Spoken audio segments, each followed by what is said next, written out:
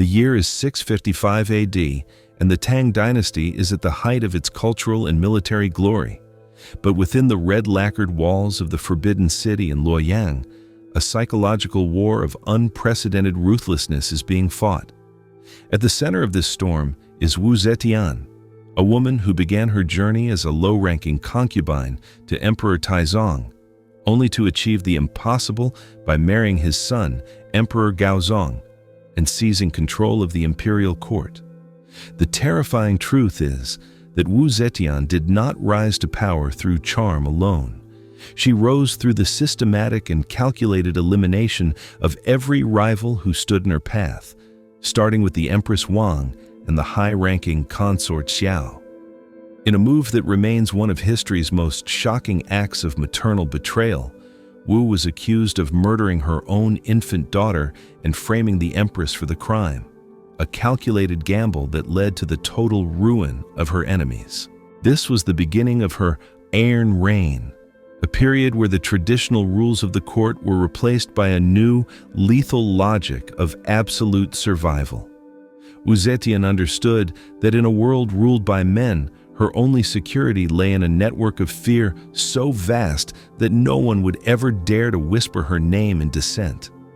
Don't you dare look away. Watch this entire deep dive documentary and subscribe to Crown of Dread, and you will learn the one shocking record that proves the Empress personally oversaw the design of a device so terrifying it turned every citizen of China into a potential executioner for the state. The terror began not with a soldier's blade, but with a bronze box that promised a reward for every secret revealed. The foundation of Wu Zetian's power was a revolutionary and terrifying system of mass surveillance that transformed the concept of social trust into a dangerous liability. She realized that to control a vast empire, she needed eyes and ears in every corner of the bureaucracy and every household of the nobility. To achieve this, she commissioned the creation of the legendary bronze informant boxes, which were placed in prominent public locations. These four-sided bronze containers were masterpieces of psychological engineering, with slots designed for different types of information. One for general grievances, one for political suggestions, and the most feared slot of all, for secret reports of treason. This system bypassed the traditional legal hierarchy, allowing any person, regardless of their social rank, to send a message directly to the Empress. The terrifying reality of this democratic informant system was that it encouraged a culture of mass denunciation, where personal grudges and financial greed became the primary drivers of the legal system. This illustrates the terrifying historical precedent of a ruler turning their own population into a self-policing network of spies. Wu Zetian showed that by democratizing betrayal, she could ensure that the elite lived in a state of permanent, paralyzing anxiety. The Empress's secret police force, known for their absolute loyalty and their inventive methods of interrogation, became the physical manifestation of the bronze box's threats. She recruited men from the lower classes, individuals who had everything to gain from her favor and nothing to lose from their own brutality. These men, such as the infamous Lai Junchen, were empowered to arrest any official or nobleman accused of disloyalty without the need for traditional evidence or a public trial. The terrifying atmosphere of their interrogation chambers was defined by a complete rejection of judicial limits, where the goal was always a signed confession, regardless of the truth. Wu Zetian used these men to conduct a series of great purges, systematically removing the old aristocratic families who viewed her as a common usurper. This demonstrates the ultimate historical use of a paramilitary secret police to bypass the traditional constraints of the state. Wu Zetian proved that by creating a force that operated entirely outside the law, she could decapitate the opposition and rebuild the empire in her own image. The psychological warfare of the Empress extended to her own family, as she viewed her children not as heirs to be nurtured, but as potential rivals to be managed with the same cold-blooded efficiency as her enemies. As her husband Gaozong's health failed, Wu Zetian took on more of the day-to-day governance of China, and any of her sons who showed signs of independence or political ambition were quickly neutralized. One son was forced to commit suicide, another was exiled and later died under mysterious circumstances, and even those who reached the throne found themselves acting as mere puppets under her watchful and menacing gaze. This total rejection of maternal instinct in favor of political survival is one of the most chilling aspects of her biography. It illustrates the fundamental historical reality that absolute power can erase even the most basic human bonds. Wu Zetian proved that for a true autocrat, the blood of the lineage is less important than the security of the throne. The atmosphere in the Chinese capital during the height of the Purges was one of stifling, permanent performance, where every gesture and every word was carefully calculated to avoid the attention of the secret police. The traditional ceremonies of the Tang court continued with their usual magnificence, but the participants were often hollow shells of their former selves, terrified that their next breath might be their last. Wu Zetian presided over this world of shadows with a regal and terrifying calm, appearing at public functions in robes of imperial yellow that symbolized her unprecedented status as the heavenly Empress. This contrast between the visual splendor of the dynasty and the hidden reality of the interrogation cells is a recurring theme in her reign. She created a world where the only thing more dangerous than being her enemy was being her friend. We have witnessed the birth of her surveillance state, but the truly grotesque rituals of her secret prisons and the final ultimate betrayal of her own blood are yet to be revealed. The formal establishment of Wu Zetian's rule by informant transformed the vibrant capital of Luoyang into a place of whispered terror, where the very stones of the palace seemed to have ears. The bronze boxes were not merely a suggestion for the public, they were the primary source of intelligence for the Empress's increasingly paranoid administration. The terrifying truth behind this system was that Wu Zetian provided legal immunity and even rewards to those who brought forward accusations, regardless of how humble their origin or how outlandish their claims. This led to a catastrophic breakdown in the social order as servants turned against masters and students betrayed their teachers to seize their positions or wealth. The Empress used this chaos to her advantage, systematically purging the civil service of anyone who harbored loyalties to the traditional Tang lineage. This demonstrates the ultimate historical efficiency of a state-sponsored culture of betrayal. Wu Zetian proved that by offering a path to power through denunciation, a ruler can effectively decapitate an entire social class without ever having to face them on a battlefield. The bronze boxes were the silent guardians of her throne, collecting the secrets that would eventually fuel her most violent purges. The rise of the cruel officials, a group of low-ranking administrators handpicked by the Empress for their lack of empathy, added a layer of systemic horror to the daily life of the Chinese elite. These men, led by figures like Zhou Xing and Lai Junchen, developed an almost scientific approach to extracting information. They compiled a manual known as the Book of Entrapment, which detailed psychological and physical methods to force even the most innocent victims into signing confessions of treason. The terrifying reality of their prisons was that no one ever left them without a stain on their reputation or a death sentence for their family. Wu Zetian encouraged these men to compete with one another in their zeal for uncovering plots, creating a cycle of escalating violence that eventually targeted the very heart of the imperial bureaucracy. This illustrates the terrifying historical pattern of the purge cycle, where the instruments of terror eventually begin to consume the state they were meant to protect. The Empress watched this from behind her silk screens, understanding that as long as the officials were busy fearing each other, they would never have the strength to conspire against her. The psychological pressure of the Empress's reign was enforced by a bizarre and unsettling use of Buddhist and Taoist omens to justify her unprecedented position as a female ruler. Wu Zetian was a master of religious propaganda, commissioning the Great Cloud Sutra, which predicted the arrival of a divine female monarch who would bring a golden age to the world. She used these religious texts to frame her purges as a necessary cleansing of the world before the arrival of this utopian era. This combination of spiritual promise and physical terror was a powerful tool for controlling the masses. While the elite were being systematically eliminated in the secret prisons, the common people were being fed a narrative of divine destiny and imperial protection. This demonstrates the ultimate historical danger of a ruler who uses religious prophecy to sanitize political violence. Wu Zetian proved that by controlling the spiritual narrative, she could transform herself from a usurper into a living deity in the eyes of the millions who lived outside the palace walls. The atmosphere within the inner court became a claustrophobic maze of shifting alliances and hidden dangers, where the Empress's own relatives were often the most vulnerable. Wu Zetian's paranoia was not limited to her rivals. She viewed her own kin as the most direct threat to her authority. She reportedly ordered the execution of her own nephews and brothers-in-law when she suspected they were gaining too much influence.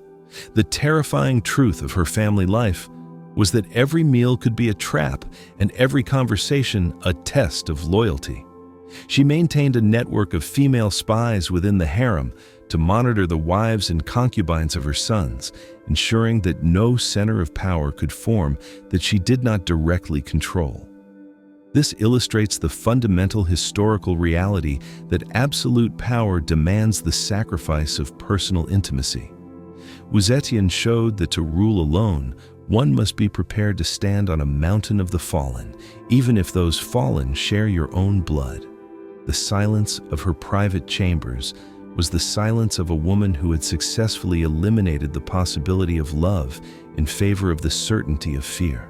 The ultimate secret of this period was the way Wu Zetian managed her image through a series of grand architectural projects and public ceremonies that emphasized the stability and prosperity of her reign.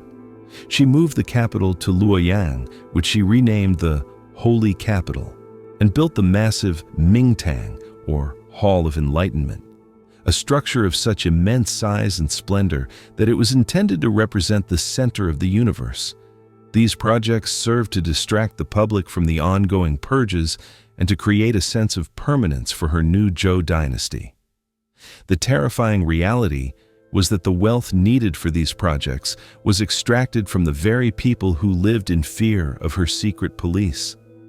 This contrast between the magnificent architecture of Luoyang and the hidden suffering of the purged families is a testament to her dark genius. She knew that the world would remember the gold and the stone long after the screams from the interrogation cells had faded into history. We have seen the machinery of her surveillance and the grandeur of her capital, but the final, most brutal purges and the mysterious circumstances of her own downfall are yet to be explored. The year is 690 AD, and Wu Zetian has officially declared herself the emperor of a new Zhou dynasty, shattering centuries of Confucian tradition that forbade a woman from holding the mandate of heaven. To maintain this fragile and unprecedented position, she unleashed a wave of judicial terror that made her previous purges look like mere rehearsals. The terrifying truth is that under the direction of her cruel officials, the legal system of China was transformed into a literal factory of death. This was the era of the Great Interrogations, where the goal was no longer to find the truth, but to manufacture a network of conspiracy that justified the liquidation of the entire Tang royal family. The secret police developed specialized devices such as the Urn of Fire, where a suspect was placed inside a massive bronze vessel while a fire was lit beneath it, forcing a confession before the heat became fatal. This was not random cruelty. It was a cold, calculated strategy to ensure that anyone with even a drop of the previous dynasty's blood was either executed, exiled, or driven to madness. Don't you dare look away.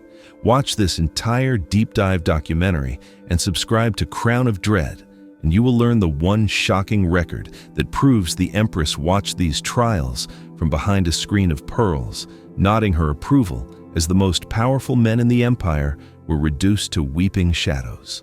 The terror had reached its peak, and now the Empress was turning her gaze toward those who were closest to her heart. The atmosphere in Luoyang became so poisoned by suspicion that the traditional social rituals of the Chinese elite were replaced by a state of total, paralyzed isolation.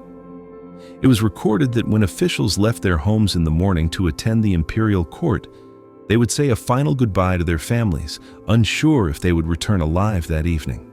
The terrifying reality of the informant boxes had created a world where a misplaced word at a banquet or a sigh of frustration in a private garden could be reported as a capital offense.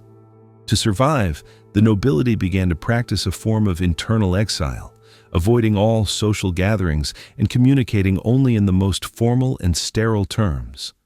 Wu Zetian encouraged this social disintegration, knowing that as long as the elite were too afraid to speak to one another, they could never organize a rebellion. This illustrates the terrifying historical effectiveness of destroying horizontal trust in a society. Wu Zetian proved that a ruler can stay on the throne indefinitely if they can successfully turn every home into a fortress of silence. The cruel officials reached a level of power that began to rival the Empress herself, creating a state within a state where the only law was the whim of the interrogator. Lai Zhenchen, the most notorious of these men, became so confident in his position that he began to target the Empress's own favorites and even members of her inner circle. The terrifying truth of this period was that the terror had become self-sustaining. The secret police needed a constant stream of conspiracies to justify their own existence and to seize the property of the accused. They developed the chain of betrayal, where each victim was forced to name 10 more co-conspirators under torture, leading to an exponential growth of arrests that threatened to consume the entire administration. This demonstrates the ultimate historical danger of empowering a secret police force without oversight. Wu Zetian showed that while terror is an effective tool for seizing power, it is a difficult beast to control once it has tasted the blood of the ruling class. The Empress was now faced with a choice: to let her hounds consume her government or to turn them on each other. The psychological control of the Empress was reinforced by her masterful use of the mandate of heaven through a series of increasingly bizarre and magnificent public spectacles. She claimed to have discovered ancient inscriptions in the river that foretold her reign, and she organized massive processions where auspicious animals, such as white crows and multicolored mushrooms, were presented as signs of her divine favor. The terrifying reality of these spectacles was the contrast between the vibrant, colorful public displays and the dark, blood-stained reality of the prisons just blocks away. Wu Zetian understood the power of the big lie, that if she projected enough confidence and divine authority, the public would eventually accept her rule as inevitable. This illustrates the historical power of state-controlled narrative and ritual. Wu Zetian proved that by dominating the visual and spiritual landscape of a nation, a ruler can make the most extreme acts of violence seem like a necessary part of a grand, celestial plan. The ultimate secret of this phase of her reign was the way she used her own inner cabinet of female scholars and officials to bypass the traditional male-dominated bureaucracy. These women, known as the female ministers, were chosen for their intellect and their absolute dependence on the Empress. They managed her secret correspondence and helped her coordinate the movements of the secret police, creating a hidden layer of government that was invisible to the traditional court. The terrifying reality for the male officials was that they were being managed by a group of women who operated in the shadows, making decisions that could end their lives in an instant. This illustrates the fundamental historical genius of Wu Zetian. She didn't just break the rules of power, she created an entirely new system of power that her enemies didn't even know how to fight. The silence of her female-led council was the true center of the empire's fear. We have seen the peak of the Purges and the urns of fire, but the moment when the Empress finally turned on her own executioners and the final betrayal of her last sons are the chapters that will truly haunt your soul. The year is 697 AD, and the atmosphere in the holy capital of Luoyang has reached a state of terminal toxicity, where the cruel officials have become so powerful that they no longer distinguish between the Empress's enemies and her most loyal servants. Wu Zetian, with her uncanny political instinct, realized that the secret police she had created to secure her throne were now the primary threat to her own stability. The terrifying truth is that her chief executioner, Lai Junchen, had grown so arrogant that he began drafting a list of traitors that included the Empress's own family and her most trusted advisors. In a move of breathtaking strategic coldness, Wu Zetian decided to perform a final purge, this time targeting the Purgers themselves. She allowed a rival official to trap Lai Junchen using his own methods, forcing a confession and then turning the public's years of suppressed rage against him. When Lai was executed, the citizens of Luoyang reportedly tore his body to pieces in the streets, an act of collective catharsis that the Empress had meticulously orchestrated to distance herself from the very terror she had commanded for decades. This demonstrates the ultimate historical genius of the scapegoat strategy. Wu Zetian proved that a tyrant can survive the fallout of their own atrocities by sacrificing their own executioners, rebranding herself as a restorer of justice after years of state-sponsored murder. The removal of the cruel officials did not bring peace to the court. Instead, it ushered in a new, more intimate era of psychological control where the Empress's personal desires became the primary engine of political intrigue.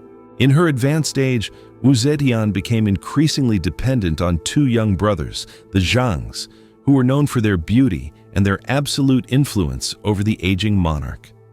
The terrifying reality for the imperial court was that these two young men, who held no official rank, became the gatekeepers of the empire, controlling access to the Empress and subtly manipulating her remaining paranoia. The ancient halls of the palace, once filled with the screams of prisoners, were now filled with the music and whispers of a decadent and isolated court. This shift from systematic terror to personal favoritism created a different but equally paralyzing form of fear among the nobility. They realized that their lives now depended on the whims of two young men whose primary qualification was the Empress's affection. This illustrates the fundamental historical instability of absolute power when it is filtered through the personal desires of an aging ruler. The Empress's relationship with her surviving sons reached its final agonizing climax as she struggled to decide the fate of her dynasty. For years, she had wavered between restoring the Tang family or passing the throne to her own Wu relatives, a decision that kept the entire empire in a state of agonizing suspense. Her sons, who had lived for decades in the shadow of their siblings' executions and exiles, were hollowed out by fear, appearing at court as mere ghosts of princes, terrified to show even a hint of ambition. The terrifying truth of their existence was that they were kept in a state of house arrest within the palace, their every move monitored by the Empress's female spies. This demonstrates the ultimate historical price of a mother's political ambition. Wu Zetian showed that she could conquer an empire and hold it for half a century, but she could only do so by systematically destroying the spirits of the children she intended to inherit it. The silence of the princes was the final victory of her iron reign. The economic and social cost of the Empress's final years began to manifest in a growing isolation of the imperial court from the reality of the Chinese people. While Wu Zetian remained obsessed with religious omens and the construction of massive bronze monuments, the local administration was beginning to fray under the pressure of corruption and the lack of central oversight. The terrifying reality was that the bronze informant boxes, once a tool for political control, were now being used for petty local feuds, leading to a general breakdown in the rule of law. The Empress, cocooned within her palace and distracted by the Zhang brothers, became increasingly detached from the simmering resentment of the military and the traditional bureaucracy. This illustrates the historical pattern of the isolated autocrat. Wu Zetian proved that even the most brilliant strategist can eventually become a prisoner of the very system of secrecy and fear they spent a lifetime building. The ultimate secret of this period was the way the Empress used her monastic retreats to mask her increasing physical frailty and to maintain the illusion of divine permanence. She would disappear into private Buddhist chambers for weeks at a time, claiming to be in deep meditation for the welfare of the state, while in reality, she was struggling against the consequences of old age. During these absences, the Zhang brothers exercised absolute power, leading to a state of near anarchy within the high command of the military. The terrifying atmosphere of the palace was one of a waiting game, where everyone was holding their breath, waiting for the moment the heavenly Empress would finally falter. This illustrates the terrifying clarity of the end of a long reign. Wu Zetian showed that while you can defeat every rival and change every law, you cannot defeat time, and the very fear you use to hold power will eventually be used by others to take it from you. We have reached the final sunset of the Zhou dynasty, where the Iron Lady must face the ultimate betrayal, the one she could not see coming. The year is 705 AD, and the once mighty Empress Wu Zetian, now over 80 years old, is bedridden and increasingly isolated within the Hall of Long Life in the heart of Luoyang. The terrifying truth of her final months was that the absolute control she had spent 50 years perfecting had finally slipped through her fingers, leaving her at the mercy of the very Zhang brothers whose beauty had once been her only distraction. These favorites had effectively sealed the Empress off from the world, controlling all access to the throne and using her name to issue decrees that alienated the entire military and political establishment. The palace, which had once been a center of terrifying legal precision, was now a place of stagnant decadence and whispered conspiracy. The Zhang brothers believed they were untouchable because of the Empress's protection, but they failed to realize that the fear Wu Zetian had instilled in the nobility for decades had finally transformed into a desperate collective courage. The military leadership, led by the Prime Minister Zhang Jianzhi, realized that the only way to save the Tang Dynasty was to strike, while the heavenly Empress was too weak to fight back. This illustrates the ultimate historical law of the favorites trap. Wu Zetian proved that an aging autocrat's greatest weakness is the people they choose to trust when they are no longer strong enough to trust themselves. The final coup against Wu Zetian was a swift and calculated act of political surgery that finally decapitated her Zhou dynasty in a single night of violence. On February 20, 705, a group of senior generals and officials forced their way into the imperial palace, executing the Zhang brothers in the courtyard before moving directly to the Empress's bedchamber. The terrifying reality of this moment was the confrontation between the dying 80-year-old woman and the men who had trembled before her for their entire lives. Even in her weakened state, Wu Zetian reportedly met them with the same imperial coldness that had defined her reign, questioning their loyalty and demanding they explain their intrusion. However, the spell of fear was broken. They forced her to abdicate in favor of her son, the long-suffering Emperor Zhongzong, effectively ending her reign and restoring the Tang line. This demonstrates the fundamental historical reality that even the most perfect system of terror cannot survive the physical collapse of the tyrant.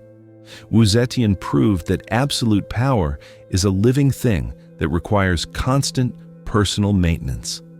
The moment the hand on the throat weakens, the victim will always rise.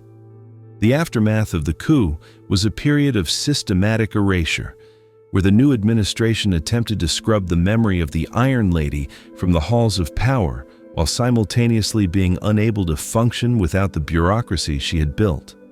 Wu Zetian was moved to a secondary palace where she lived out her final months in quiet, forced retirement, stripped of her titles and her divine status. The terrifying truth for the restored Tang officials was that while they hated the woman, They could not easily dismantle the network of meritocracy and administration she had created to replace the old nobility. She had permanently changed the nature of the Chinese state, making it more efficient, more centralized, and more focused on talent than on birthright. This illustrates the ultimate historical irony of her reign. The woman who ruled through blood and secrets left behind a government that was more stable and sophisticated than the one she had seized. Wu Zetian died on December 16, 705, a woman who had successfully changed the mandate of heaven, only to see it reclaimed by the very sons she had tried to suppress. The most enduring and mysterious secret of her legacy is her final resting place, the Qianling Mausoleum, where she stands beside her husband, Emperor Gaozong.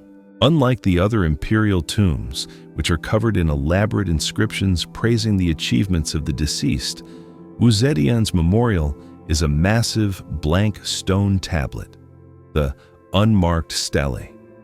The terrifying power of this blank stone lies in its silence.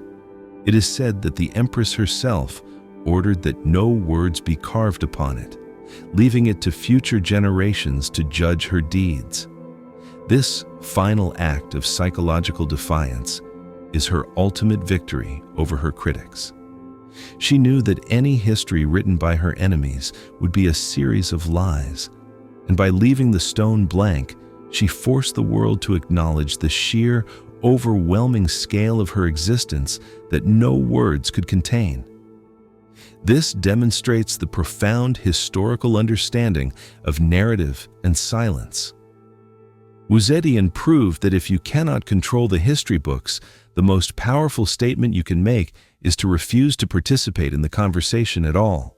The unmarked stele remains one of the most haunting monuments in human history, a silent testament to a woman who broke every rule and survived.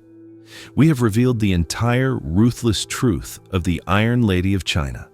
But now, we turn the final question to you, the crown of dread audience. Wu Zetian, faced with a society that fundamentally rejected the idea of a female leader, used a system of total surveillance, secret police, and the elimination of her own family to protect her power and maintain the stability of the Tang Dynasty during a period of immense growth. Do you believe that the unprecedented achievement of becoming the only female emperor in Chinese history justifies the horrifying methods of terror and betrayal that she used to secure her throne? Let the world know your verdict. Drop your opinion in the comments below. Subscribe to Crown of Dread for more hidden history and find the truth buried beneath the oldest thrones.